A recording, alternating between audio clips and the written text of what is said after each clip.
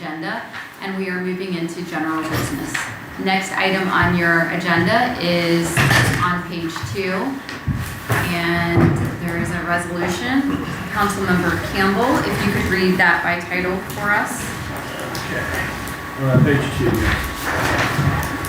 A resolution authorizing the village administrator to enter into agreement with Jesse McKenzie Jr. for the purchase of the property located at 115 East Grant Avenue in the village of Georgetown.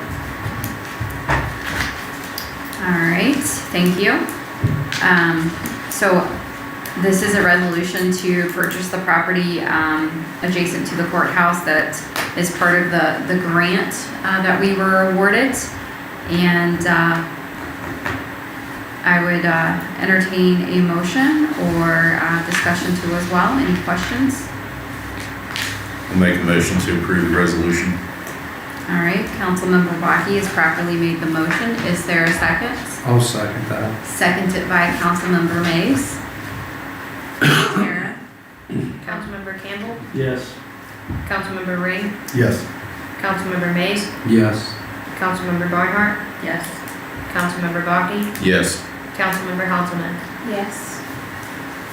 All right, motion passes. Thank you. Resolution 1401-1401. All right, thank you. All right, next item on your agenda is on page 8. And once again, Councilmember Campbell, can you read that by title?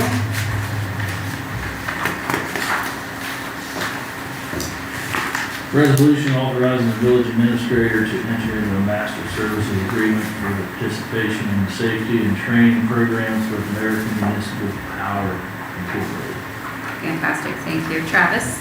So this is just a renewal. Anytime we send one of our employees for training of any sort with AMP, we need to have this on file. All right, And AMP does provide a good deal of training for us. thank you. If there are no questions, I would entertain a motion. I'll make a motion. Councilmember Campbell has made a motion. Is there a second? I'll second. Seconded by Councilmember Bakke. Tara, roll call. Councilmember Barnhart, yes. Councilmember Bakke, Yes. Councilmember Hanselman, Yes. Councilmember Mays, Yes. Councilmember Ring, Yes. Councilmember Campbell. Yes. Motion passes. Resolution number 1402-1402. And then in your packet on page 16, there is an ordinance. And once again, Councilmember Campbell, can you read that by title? Yes. An ordinance making a supplemental appropriation for the village of Georgetown, Brown County, Ohio. Travis, any detail? So our fire chief has obtained funding through a grant for Marks radios, and we've received that money, and now we need to appropriate it into the proper funds so that we can purchase the radios. All right, thank you. I will entertain a motion. I'll make a motion. Councilmember Mays has made the motion. Is there a second? I'll second. Seconded by Councilmember Campbell. Tara, roll call. Councilmember Ring, Yes. Councilmember Mays, Yes. Councilmember Barnhart, Yes. Councilmember Bakke, Yes. Councilmember Hanselman, Yes. Councilmember Campbell. Yes. All right, motion passes. Ordinance number 1387-1387. All right, thank you. All right, guys, on page 17 of your packets, you will see the payment listing. Take a look at that. If there are any questions, we will try to answer those for you.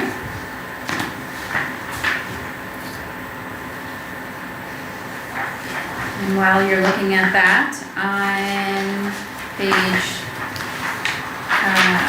19 in your packet is your mayor's court summation as well. And then on page 20, you have your activity from your code enforcement officer too as well. So again, if there are any questions, we're happy to address those for you.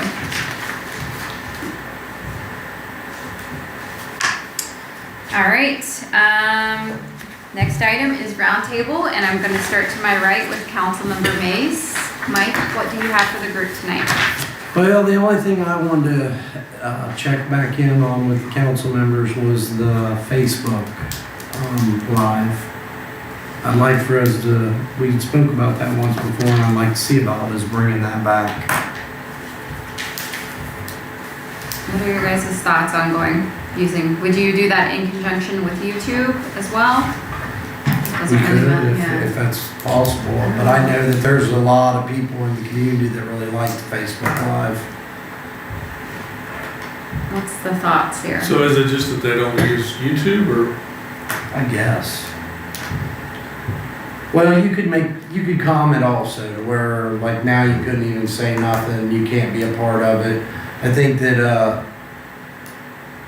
I don't really know their reasoning other than it was just nice to be a part of it.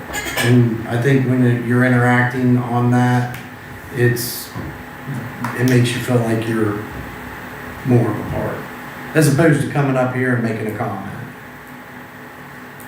And whether they're bad comments or good comments, who really cares? Everybody has the right to feel the way they feel. They pay for us to be up here in these seats, so.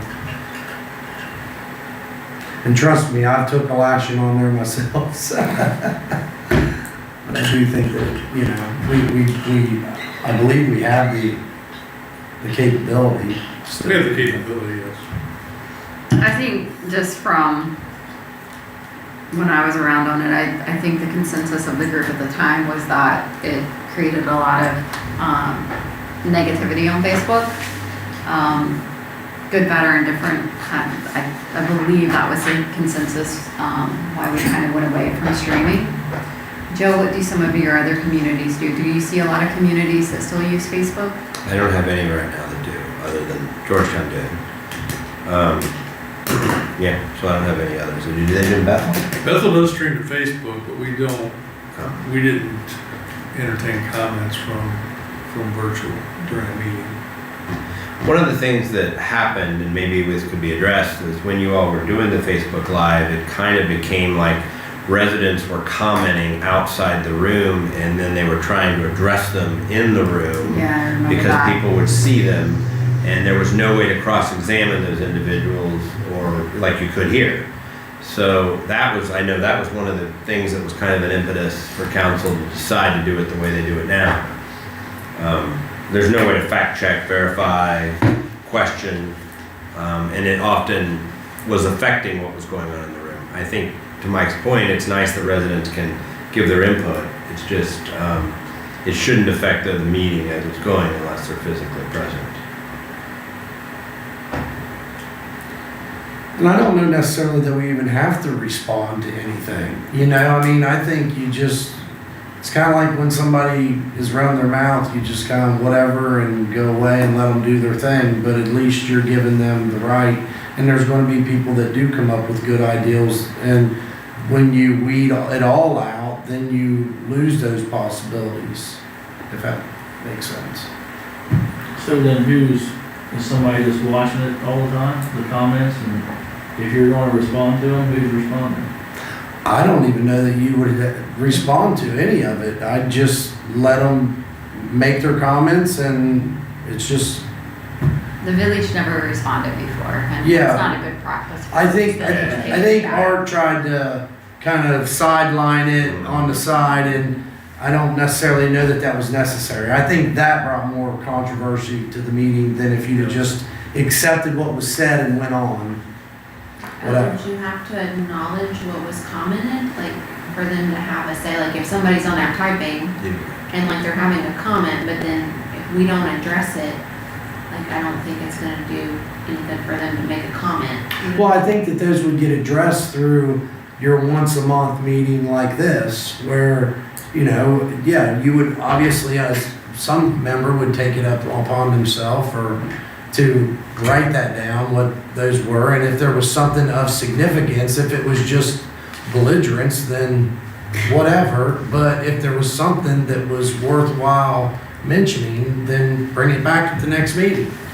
And I think, to Joe's point and to Mike's a little bit, what you probably would not want to do is read the comments during the meeting and trying to address them, you know, as they're streaming, because that was tried in the past by Art.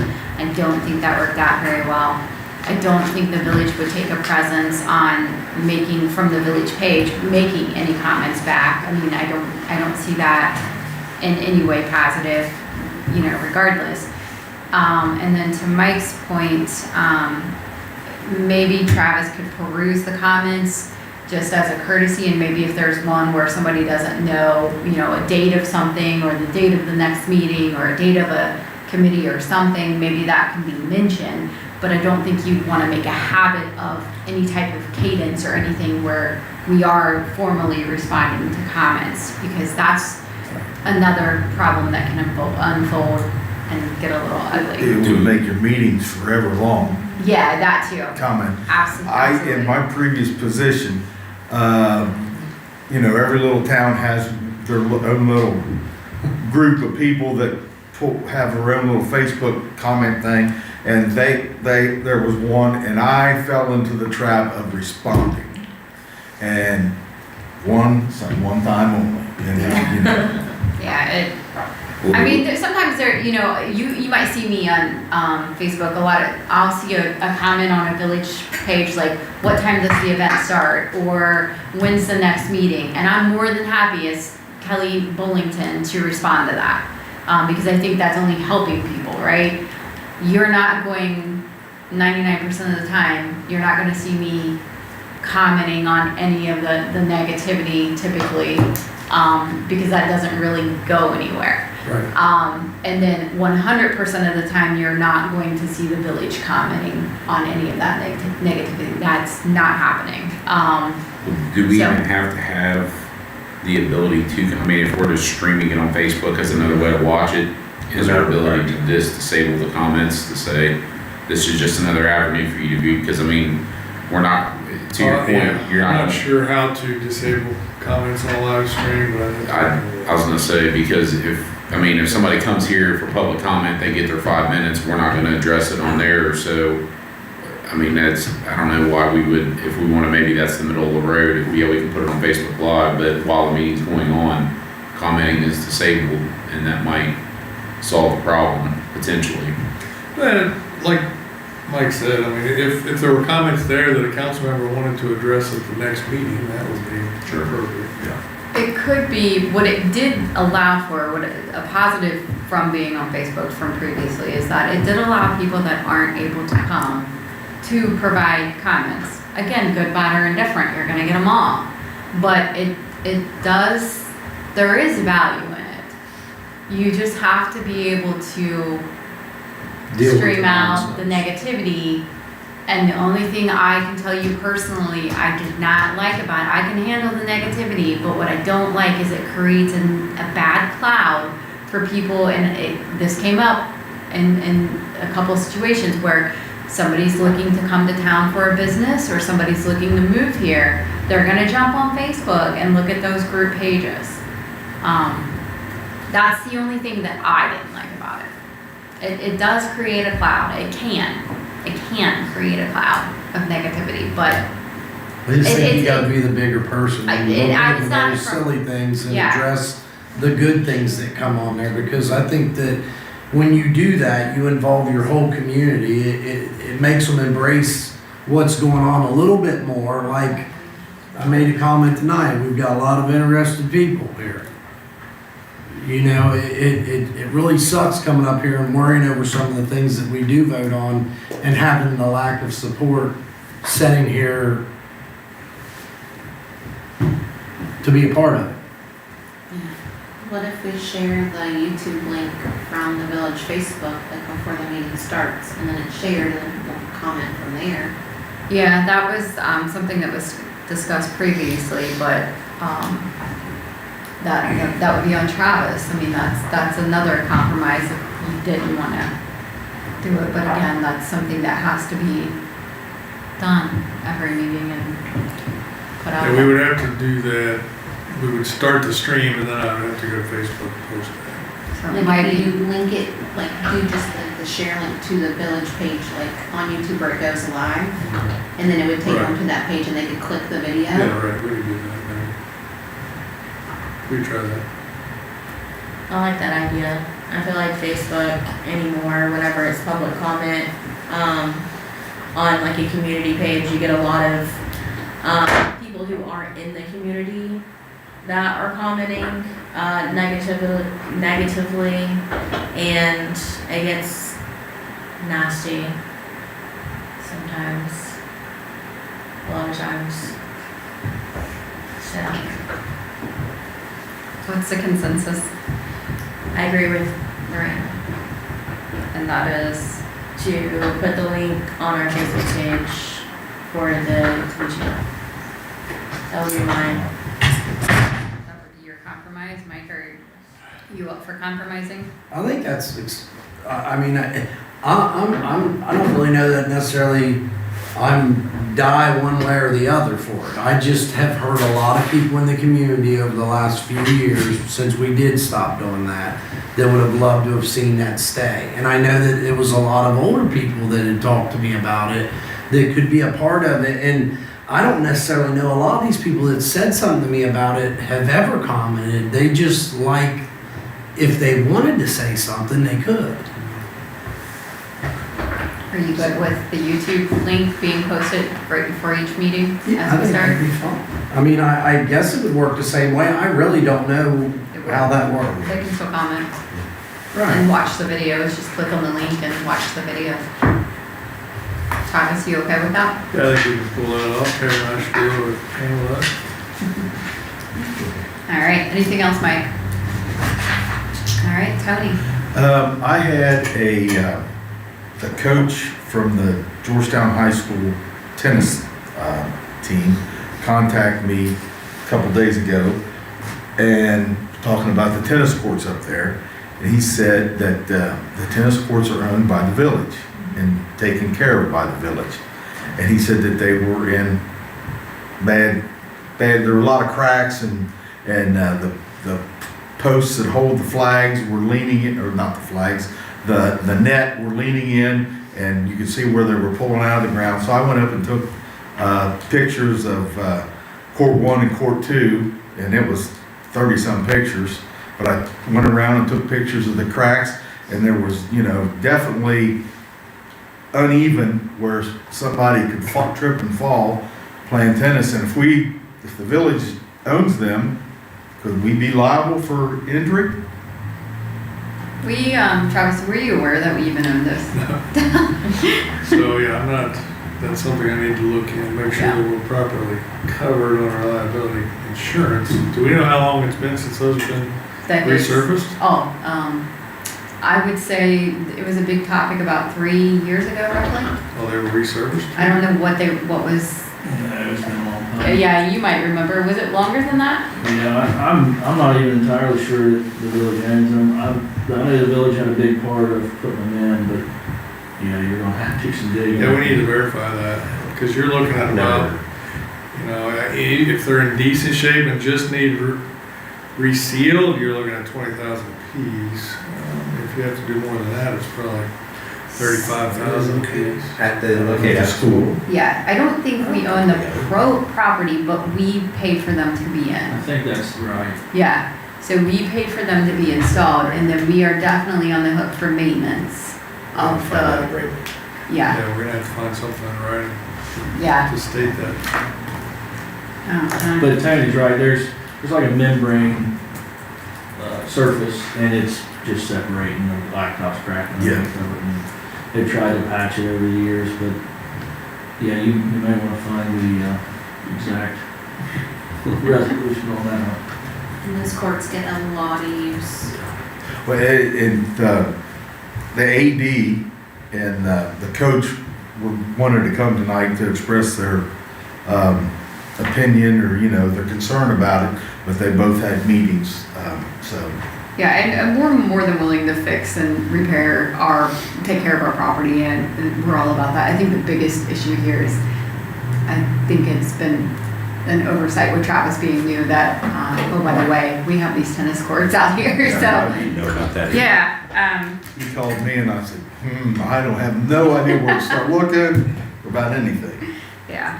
Travis has got to find the agreement, and then we'll certainly get on it. He'll get with them and just pass along that we'll definitely make it top priority. What else? Anything else, Tony? No. No. All right, Mr. Baki, I don't have anything this evening. nothing? All right, Brooklyn? Miranda?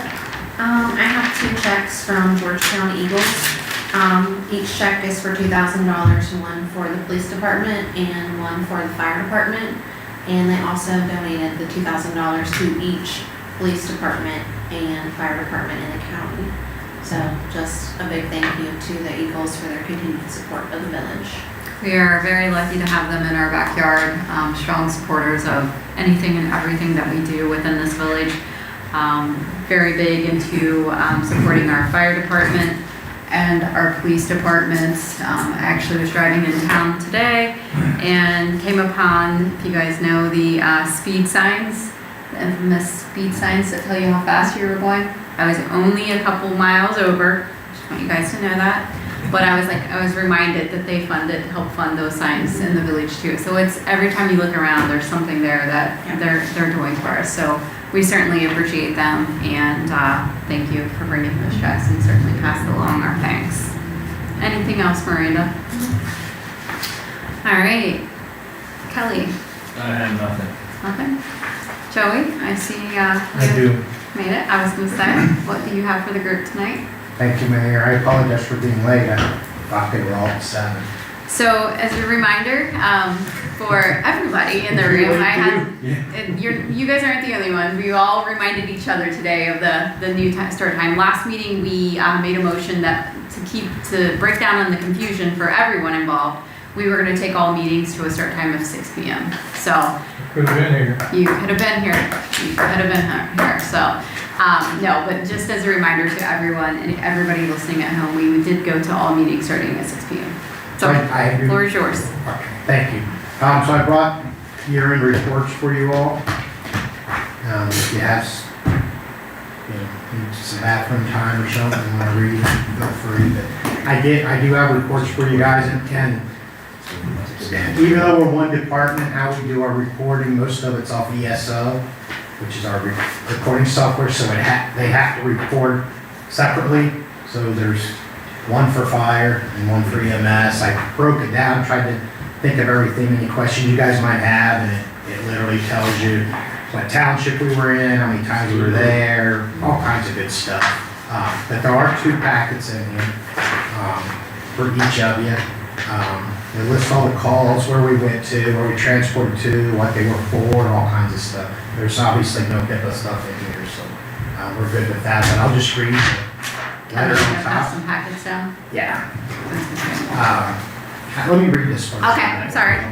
So I'm pleased to present this 2024 annual report for Georgetown Fire and EMS. This report highlights our department's accomplishments, challenges, and ongoing efforts to ensure the safety and well-being of our community and surrounding townships. Throughout 2024, our dedicated firefighters and EMS staff responded to 1,747 incidents, including fires, motor vehicle crashes, and emergency medical calls. We've continued to enhance our fire prevention, public education, and training programs, ensuring that our community remains well protected and prepared. Some of the highlights is that the 1,747 calls was a 10% increase over 2023, mostly on the EMS side. Okay. We responded, of the 1,747 runs, 239 were fires. 26 of those were structure fires. Now, not all those were in our district, that's mutual aid, but as a whole, we responded to 26. 1,508 were emergency medical calls, 37 of those were motor vehicle crashes. Okay. We provided mutual aid to our neighbors 20 times. We placed into service a complete line of auto extrication equipment that was funded by a $92,000 grant that I got in 2023. It takes about a year to do everything. That was through the AFG grant, Assistance to Firefighter grant. I think we had to match 3% of that, so we paid whatever 3% of $92,000 is. Okay. We also, in 2024, were awarded the $49,000 grant through the Fire Marshal's Sparks Radio grant. That's the one you appropriated tonight. Okay, every year you can apply for a grant, and I applied for it, and just about everybody in the county, because we went in as a kind of as a team, because it makes it more attractive when they're funding the entire county, so, but we got $49,000, which will help us out a lot, because in July of next year, any radio that's probably older than 3 years old will become obsolete in March. Okay, we had to have them all flashed, and only 3,000 miles and above are able to be flashed. So about half of ours will go bye-bye and will become expensive paperweights in July. So the $50,000 will be really handy. Also, the nice thing about it is March and Mobilecom, which sell the radios for March, they have a state minimum bid, if you will, so everything's about half price, so we can get twice for the bang for the buck. So, I also have an $800,000 grant out. We wrote that. We submitted it 2024. I don't know what's going to happen with the president ceasing funding through FEMA, so I don't know where that's going to go, but it is out there. So we did apply for it, so that's kind of some of the highlights. Another thing is our generators scheduled to be installed on March 10th. If you remember, we bought a generator last year, but it's taken forever. We did run a natural gas line from the road underneath our parking lot. I insisted that it was bored since we just paved the parking lot this year. I'm digging it up. So they got all that installed, so we're on the docket for March 10th to have it installed. So, as we look ahead, our department remains committed to providing the highest level of service possible to the residents of Georgetown and their townships. We appreciate support from City Council, Administrator, and the Mayor's Office, which allows us to fulfill our mission effectively. Travis is kind of new. Him and I have been working a lot, budgets, and we're still trying to figure out our schedule. Nobody can figure out our schedule that we work, so I'm going to be working with him on that. Concern I have for next year's, if you remember about 6 months ago, I was in here talking about our ambulances. Travis is going to try to write us a grant here in a month or two and get us some money. If not, we're going to need something, because ours is junk. So, but we're nursing it along, and Travis, I hear, is the master of grants. So I got my fingers crossed. I got confidence in him. So. But that's something we've got to have on the radar for next year upcoming. Outside of that, you guys have any questions about this or any of these reports? You want any more? Just yell at me. If you want to come up and look at some of the stuff I'm talking about, you guys are always welcome to come up. And I would say, Tony, you're new, but anybody on the group, if you haven't been through the fire department, haven't been up to talk to Joey and his team up there, take an hour or two and just go see what they're doing. It's same as the police departments as well. They do great things up there. The people are awesome, and just learn more, see what's going on. Joey's got a facility that's been there forever. Let's go in 79. Yeah, so we started, thankfully, doing good maintenance on it and keeping it up. But I know the parking lot this last year was paved, and then they've done some stuff with the roof over the last few years. So going and seeing it for yourself really will kind of shed some light on why they do some of the things they do. I took away, they've had a 10% increase year over year. I haven't been here, there hasn't been a year that I've been here, and I've been here a while, that they've not had an increase. So you can fully expect those numbers to grow and continue to grow. It's not a good thing, but it also shows that, as a community, we're growing, and that side of the house has to grow too as well, unfortunately. So I would expect that to continue. The generator, it's interesting that we're finally getting that completed, because it's interesting that we've not had one. So think about this. So your fire department, when the electric goes out, their electric goes out just the same. And that's kind of interesting when, you think of them being there to help in an emergency situation. So good planning, good efforts there to make sure that we're staying ahead of the game. So I'm happy to hear that that's coming together. I also know that, there was a pretty serious wreck this morning outside of Georgetown that our units were involved in. And Joey and his team received quite a few compliments today that I passed along, a couple of them to him. But a lot of it stemmed around the fact that we went to a full-time department, not a volunteer department, which I believe we did probably 3 years ago, maybe 4, maybe been 5. 6. Huh? It's been 6. My timings are way off tonight. But we had such a fast response time, and the fact that we had the right equipment to do the extraction, which I think you just talked about, upgrading some of that equipment in your report. So all those things together, plus the great team that he has out there working every day, those really helped to save a life today. So kudos to you and your team for sure. I might add that, you know, we made an investment last year to get the CAD system displayed in our station. And what the CAD system is computer aided dispatch. So it's, you know, when the dispatcher takes the call and they're typing, we got a big screen similar to that in our station, and you'll see it pop up. The call comes in and you see, you know, say around 6870 Hollow, car crash. We're headed to the apparatus and out the door and headed up the road before, you know, a minute before, a lot of times before our tones go off. And this morning that's what happened. And then getting back to the rescue tools, when we ordered them, I specifically ordered an extra spreader tool. It's called a combi tool because you can cut or spread, and we put that on the ambulance, which is kind of odd. Usually there's not extrication, but in case this morning, you know, the medic unit got on scene 2 minutes before the engine did. The poor fellow was in the crash, had about 2 minutes to live. The roof was smashed on him, his head was bent down, and he was being asphyxiated, he was being strangled, he was purple.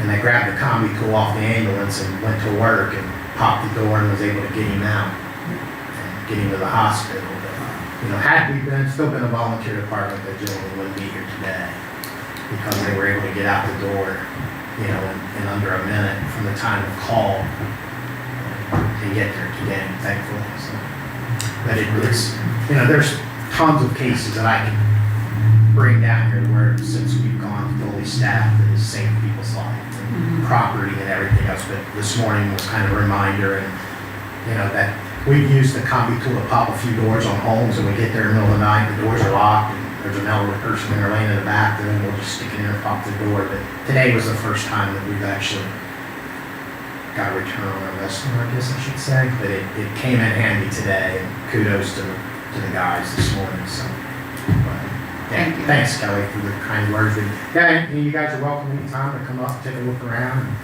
Right now, it's not very clean because we can't wash equipment outside, and the floors are, you know, we wash them every day, so the floors are kind of dirty, so just take that into consideration. Usually they mop them, so. Anyways, thank you guys. I appreciate it. And, yeah, grab some of these before you leave. Fantastic, thank you. Any additional questions, comments? All right. Delbert, I know you had. I just text Steve Taylor, he plays tennis up there. Yes. I asked him what kind of shape they're in. He said pretty bad. They're blistered up over cold spell. Blistered about 4 inches wide, 12, 15. In other words, pretty bad. Yeah. Yeah, I would think it'd be hard to play tennis. The ball would bounce. If one of the cracks, it'd be gone. Yeah, I wonder if it's a learning curve for them too, because they've had some change up in it, well, administration, so I wonder if it was kind of like oh wait, the village put those in so many years ago, and we're all just kind of getting our ducks together on that piece of it, so we'll definitely get with the school and take care of it. Yeah, I'd want to read it if the ball bounced for longer. By the way, you can dock me an hour in my pay.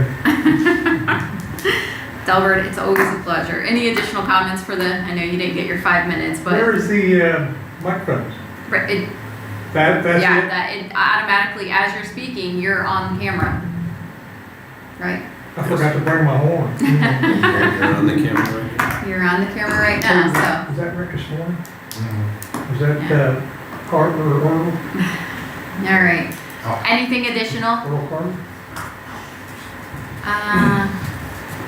All right, guys.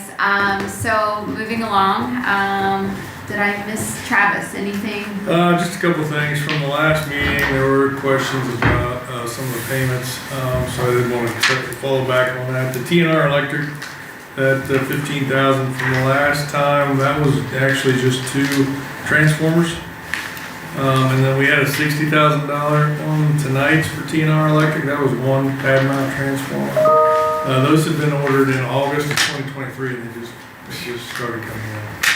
And actually, I just received notice today that transformers are out to three-year term on transformers. So, and it makes it difficult to keep what you need in stock. So we do have those in stock. There was a BL Anderson last time question. That was actually sewer-related pump repair equipment. And then the Total Electric Systems was for the annual substation transformer testing. All right. That's it. There's some photos for the street scene. Speak up, street scene. Oh yeah, I was gonna show. I wanted to go through the mock-up for the streetscape. This is the concept that we're working towards now. It's not gonna be all of this. Let me bring this up a little bit. So the goal is we're hoping to still have the brick in the parking areas around the side, and then at least some brick here. The brick, maybe it'll only end up being the bump outs that are brick on the corners. The wall, all of this will just be asphalt. We won't be able to do all this in brick. There's still a chance that we could possibly do the crosswalks in brick, and that does help with pedestrian. It stands out. So for pedestrians when they're crossing, it just catches your eye a little better. So that's a consideration. So we're working on that. We have had more discussions on whether to do actual brick or that stamped asphalt. It doesn't sound like the stamped asphalt is any cost savings, and it does end up probably being more maintenance over the years because you have to restamp it. I did want to show, I don't know how well this shows up here, but this is like a real dark, almost black brick. It kind of has a rustic, historic look, and I really kind of like that. Plus, with over time, as you get oil drips and stuff, it really wouldn't matter. I think that would be something that would hold up over time. So I kind of like your thoughts on that collar for at least the parking area. We would have something a little different for the sidewalks if we end up with brick there, but I think for the parking areas, I think the dark would be beneficial for that. Let's see. Concept 3 just shows without these. We're hoping that we can at least have the walk or the parking spots brick. And then I wanted to show you. This is the full depth on how the brick would be placed for the parking areas. So you're going to have the pavers, the brick. You'll have a thin layer that's kind of a bituminous, like a tar, that gets rolled out, and then 6 inches of concrete under that. So you're not going to have any issue with flexing or rolling or the brick getting out of square. It's all going to sit and stay with that 6 inches of concrete slab. So then when you have to make the repairs, if you need to under those areas, you just stack up the brick, cut the concrete, and replace it when you're finished, and put the brick back. So it is durable. So I don't think that's a concern. Plus, if we're doing brick in parking areas only, you're not going to have to worry about snow plows as much. If we're swooping in there to do the parking areas, they're going to be moving slower anyway to do that. And then that's how it sits right up against the curb. So I think that's less of a concern if it's done correctly, to worry about that brick over time warping. So that's where we stand. What are your thoughts on that dark brick for the parking? I like it. I think it makes sense on what you said. Yes. You don't have to worry about it discoloring over time for anything. So that'll be brick where the parking is. The sidewalk will be. The sidewalk would be brick of some sort as well. It won't be the same color. You won't want it all to be black, but yeah, it would be. are those bricks where the parking is, salt won't affect them or whatever they put down for road treatment? No, these will be pretty hardy bricks. Now, you will have a brick crumble over time, but you just swap that. We just want to make sure we get bricks that are gonna stay in manufactured.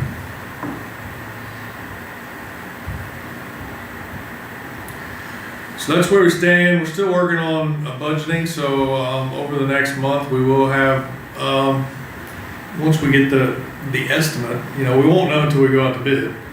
But, based on the estimate, we'll know what we can and can't afford. One thing that I think is important to everyone is the catenary lighting, the zigzag lighting that'll go over the streets. That would be really cool for festivals, and really I think that'll make the square really pop. So we want to keep that in. We're working on the cost of swing arms for the traffic signals instead of having to string the wire to hold those up, so we'll see where that comes in. But I think, here, next 30 to 60 days, we'll have to have a final decision. We'll know what the budget's gonna be, and we'll be starting down that path towards going out to bid. Questions, comments? Kevin, will North Apple become one way? Or is it still a two-way street? Just this block. Just that block? Okay.